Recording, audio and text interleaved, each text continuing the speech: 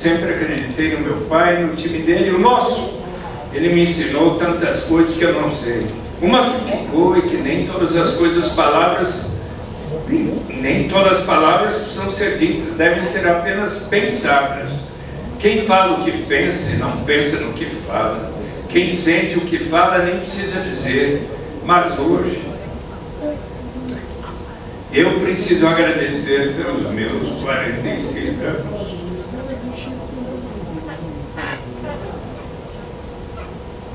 Pelos 49 de amor da minha mãe, pelos 75 dele, mais que tudo, pelo carinho das pessoas que o conhecem.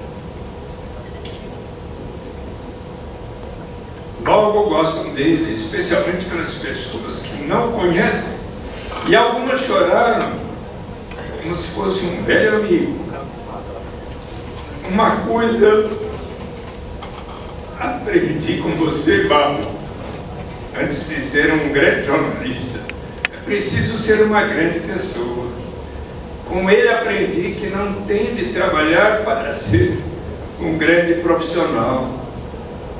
Preciso tentar ser uma grande pessoa, como você, essas duas coisas. Desculpe, mas não vou chorar.